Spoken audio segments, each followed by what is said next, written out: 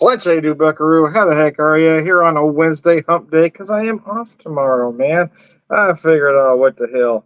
It's going to get out earlier than things kept coming up. And, well, I'll just get out now. Just do it now. Let me see if I can get this fixed real quick. Oh, it's not showing up for some reason. Anyways, let me show you what I got here. I'll worry about that later. Bourbon Rubenesque single barrel cast strength wood hat at 61.7%. This is a barrel pick from Hy-Vee. I've got a video going on here. It's all right. From field to glass, we grew the corn made with the whiskey, aged it in a barrel for years to let the magic happen. Then we put it in the bottle for you. No dilution with water, no chill filtering. Consequently, you may see some tasty particles settling. Shake to rejuvenate. I don't actually. I do like, I some of my bourbon and whiskey drinker friends kind of go back and forth whether they like these guys or not. I do.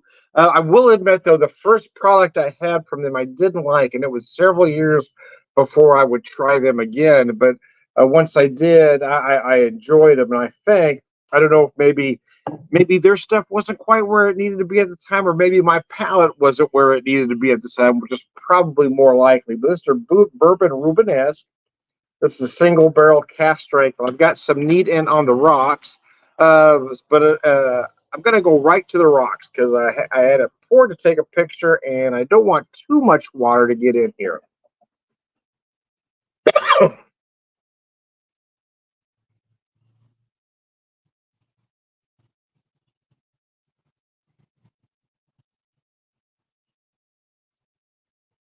Oh, that's nice. I am going to pick up the neat, though. I'm going to drink the rocks mostly, but I kind of want to compare something here.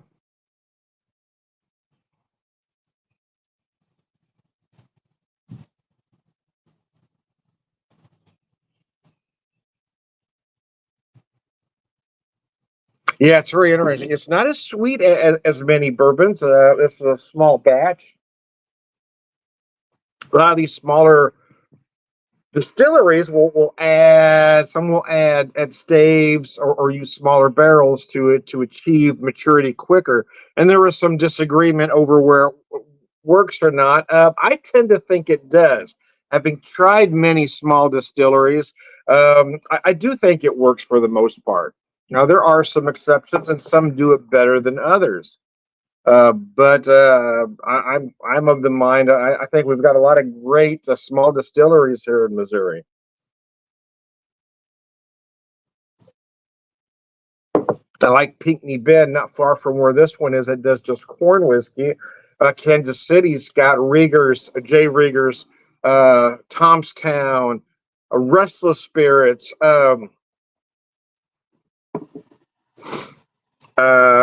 Union Horse. I mean, there's just a lot of great distilleries. You've got Switchgrass and Still 630 in the St. Louis area. I mean, I just think you can't discount these little guys. And quite frankly, I would rather give my money to those smaller distilleries than the big guys that some guy trying to unload trying to unload whiskey for more than it's worth on a secondary site wants to sell you. No, you don't need Buffalo Trace. If you like it, hey, and I got nothing against it, but I think it's a fine $25 to $30 bourbon. But if you're paying more than that, well, you're a fool.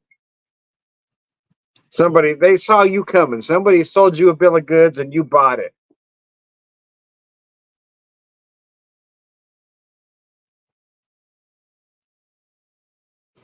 I think the first time I had this was back in 2015. It was bourbon Rubenesque, and it was a cask. And I'm thinking maybe I wasn't ready for it. I'm thinking maybe it was maybe too bold for what I was ready for at that time because it is rather bold. But I remember thinking it was kind of harsh at the time, and I'm not feeling that now. But I am feeling that it is very bold, and it isn't as sweet as most bourbons, especially most commercial bourbons, which is why maybe those secondary market guys that want to sell you Buffalo Trace for more than it's worth want to shy away from distilleries like this because they're not making a whole lot of money from them. They'd rather sell Buffalo Trace for $100 to some moron.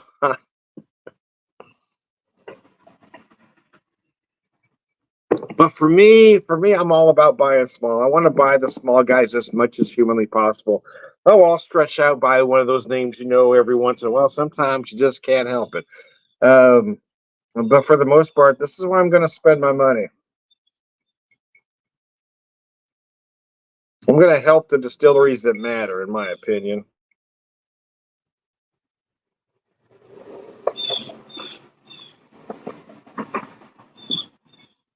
I'm just about to where I call a sweet spot when you get that right amount of cold, that right amount of water in there, where you get those sugars to the surface.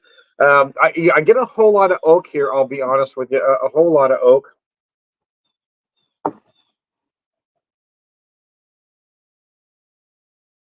Distilled and bottled by Wood Hat, New Florence, Missouri. It doesn't say if they use Missouri white oak or not. I tend to think they do. A lot of them will buy from by Lebanon, Missouri.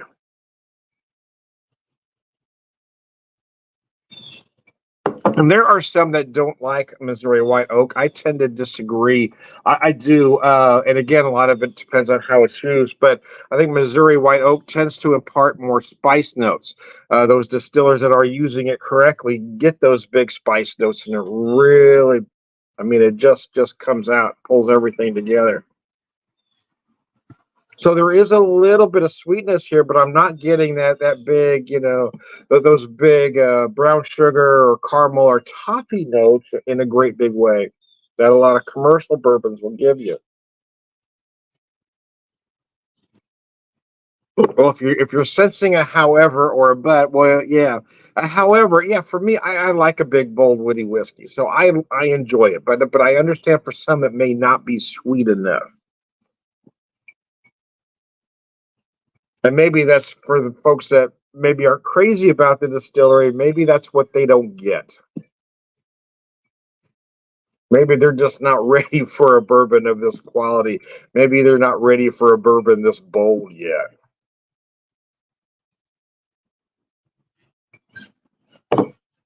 But I'm an old man. Man, and I am. I love the color though. Look at this color that's not on the rocks. That's. I mean, you could tell that's really soaked up the wood. However, they got to do that, whether they've added extra staves, whether they've added chips, whether they use smaller barrels. Quite frankly, I don't give a rat's ass. Whatever they got to do to get that flavor, as long as it's done naturally, hey man, do what you got to do. A lot of smaller businesses will do similar things, do things a little bit different than big chains will to achieve quality, and I believe that's what they're doing at Wood Hat.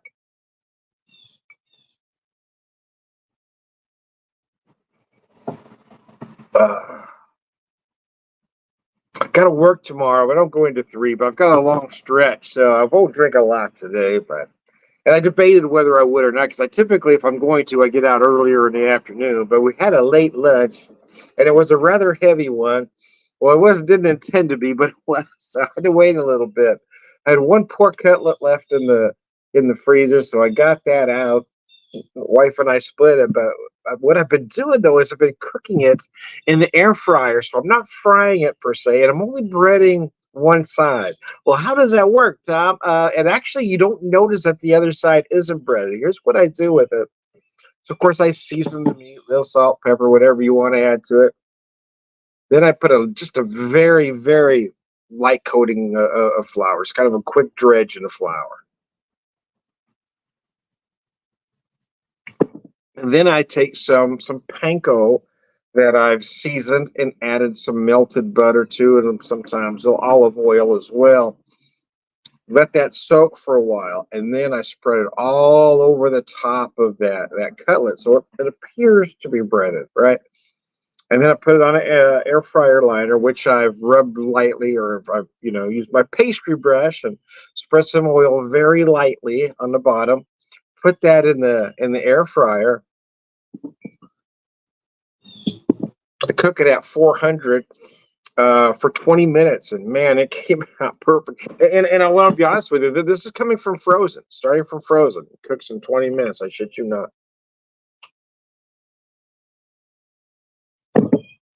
But it gave a nice brown on it. I don't know if the picture will translate to the video here. Let me see if I can pull it up. Whoops, hit the wrong button there. Let me show you that.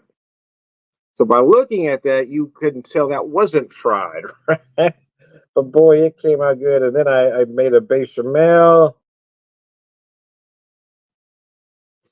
And some cream macaroni. What's cream macaroni, you might ask? Well, it's basically what it sounds like. It's macaroni with a bechamel or cream gravy.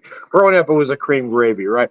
Hey, you watch a lot of TV shows, about a Food Network. Oh, it's a bechamel. Okay.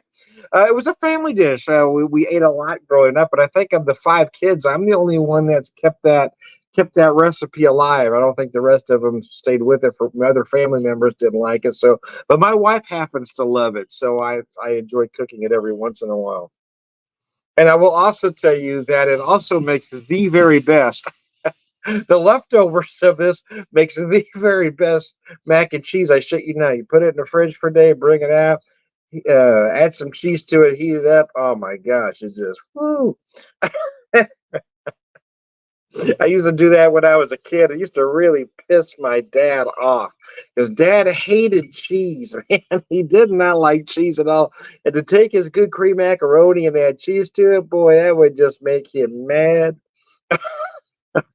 I did make this dish a lot more when we had Seamus. Because he loved it and he loved mac and cheese. So we'd have it the first time and then we'd have that leftover mac and cheese. Of course, I'd make a much smaller portion now. To have leftovers with Seamus, I had to make a very large portion. But and therefore, yeah, only made 1 cup of macaroni. I use elbows because that's what Dad did way back when.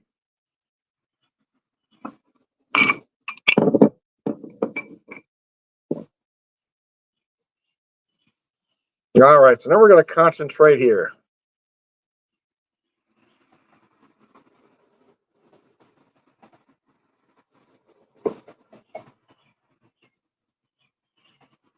You do get more of those caramel or toffee-like notes on the nose.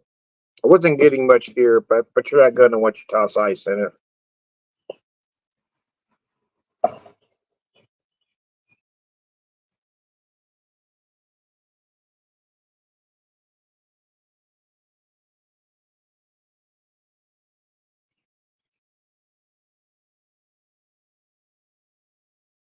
I'm going to say more caramel than toffee. I also feel like I like a little brown sugar because you get that little hint of molasses.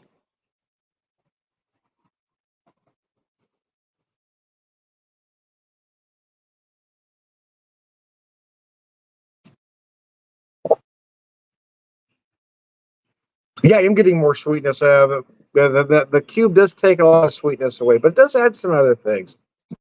Will I drink much of this on the rocks? No, but I like to try it on the rocks when I first get a bottle. Oh, yeah. Wow. Love that finish. So I'm going to guess, I'm going to take a shot in the dark and say they are using Missouri White Oak because Missouri White Oak tends to add more spice notes, and you really feel a lot of spice in the finish here. Set that down. Take a drink of water here.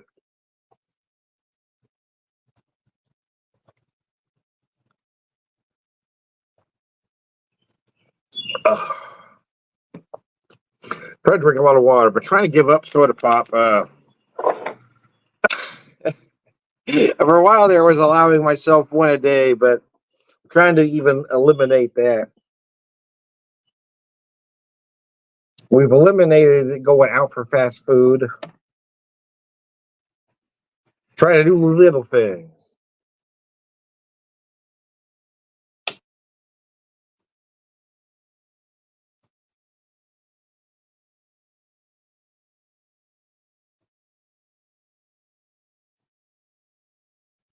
Yeah, that was nice. Big and oaky. Like I said earlier, a lot of spice in the finish. You might feel cinnamon. For me, I'm gonna tell you some allspice, some ginger. along with the cinnamon, I should say.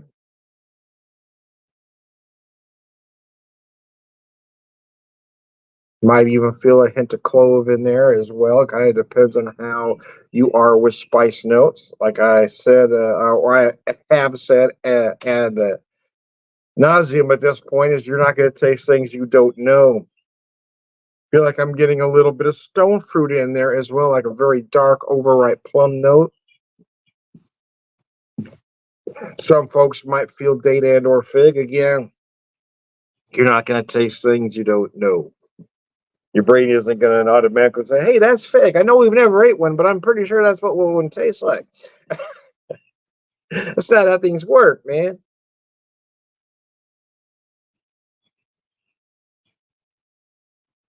So anyway,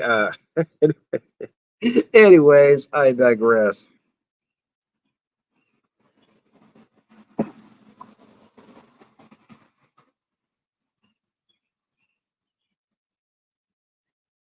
So, a nice day off yesterday. Wife and I had a little date afternoon. Went and saw a movie. The new Bad Boys Ride or Die. I know they're kind of silly movies, but they're great escapism movies, right? They're fun, a lot of action, shit blows up. Don't think about stuff too hard. I don't like to go see serious stuff anymore like I once did. I don't like dark films.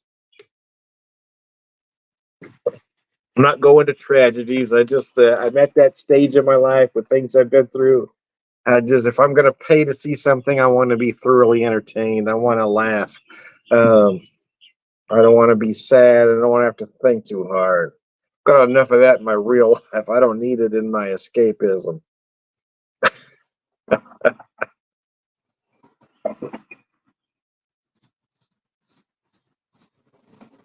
Uh, yeah, this is nice. I may try it in a cocktail at some point. It is probably is a whiskey that should be drank primarily neat, so I probably will. But sometimes curiosity gets the better of me, so I will probably try it as a. I'll probably try it as an old fashioned once, and in a Manhattan at least once. Did a couple whiskey sours yesterday, so that's got me curious too. This is a big, bold whiskey, though. It's not playing. Is that perfect? Bourbon is a perfect digestive. So, is that great after meal?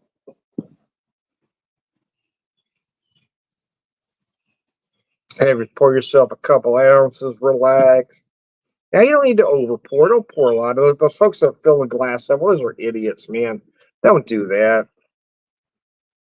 If you want more than 2 ounces, pour 2 ounces again, but you don't need to put more than 2 ounces in a glass like this. You really don't, man. They're designed a specific way. Put a couple ounces in. If you're really having a day, put three in. But if you're filling it to the top, well, you're an idiot.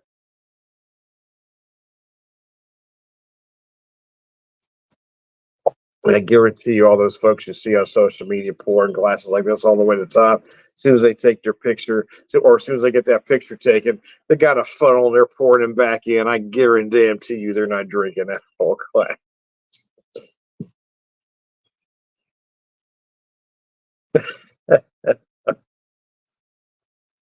Anyway, I mean, you can always pour more in a glass. Pour what you know you want to drink. Don't be an ass. Don't waste the product, man.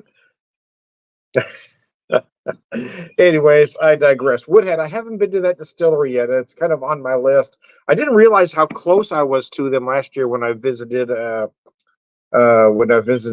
Pinckney Bend, or I probably would have went. I didn't realize how close it was. Man, I was almost there. But I don't know that I'll get there this year because we've got stuff going on this year with our anniversary trip coming up shortly.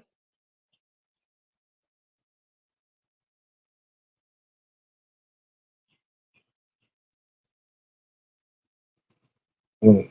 I gotta tell you, I like this stuff. I had a conversation not long ago before I opened this bottle a couple weeks ago. The person I bought it from, as a matter of fact, tell me how much they disliked the products, which is probably why they wanted to sell it to me. Nevertheless, that's funny. But I didn't pay a secondary market price. I paid a retail for it, so figured it was worth it.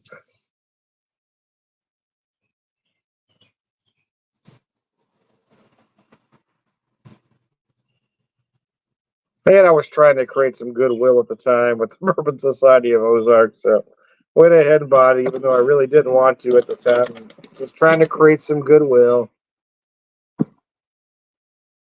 And then shortly after I bought it, they kicked. Anyway,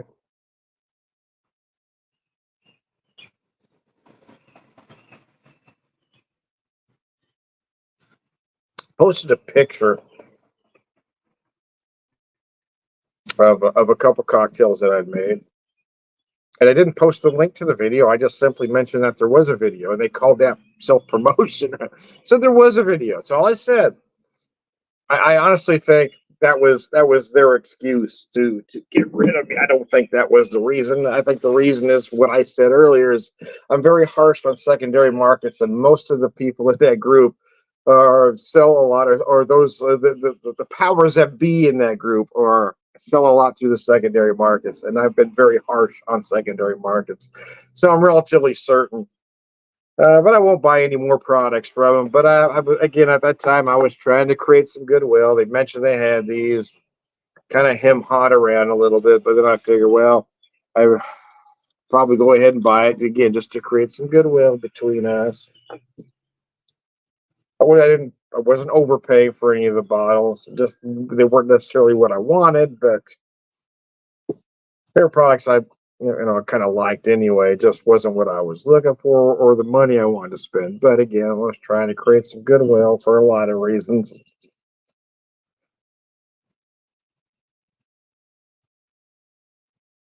And it kind of falls under that category. No good deed goes unpunished. Anyways, hey, I got a glass. I paid for the glass too. Again, I was trying to create some goodwill, but the products were good. Of the three bottles I bought from them, I've gone through two of them. This was the third one, and both were worth the price that I paid for them. So I certainly don't feel I was ripped off. But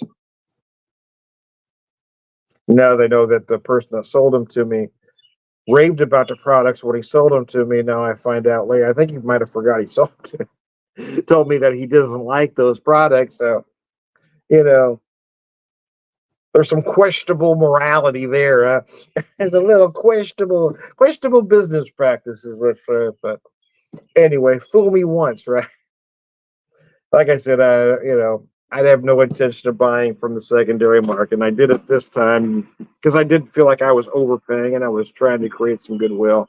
But the other two bottles were good, and I really like this one so far as well too. I'm going to try it in some different applications, but I will tell you it does hold up rocks.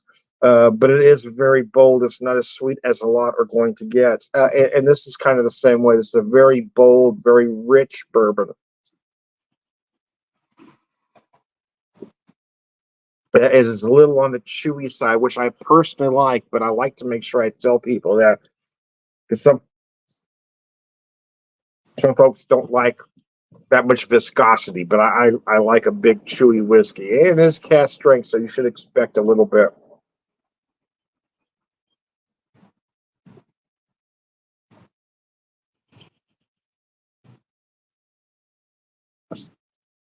But as I'm working through this, I am getting a lot of subtle complexities coming through. So, but it is rather spicy. And I mentioned some cinnamon earlier. I mentioned ginger. So you might get some clove. But right there, I feel like I'm getting a little black pepper at the end as well, like a fresh ground black pepper note. Anyways, anyways, I digress.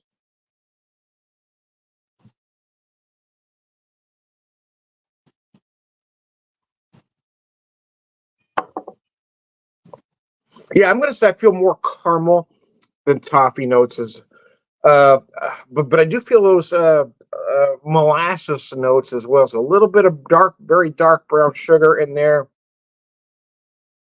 and you really get those big oak and lingering spice notes in the finish. So, anyways, I digress. I am Tom, the Whiskey Whisperer, Whiskey Evangelist, prolific whiskey drinker, purveyor, wisdom man.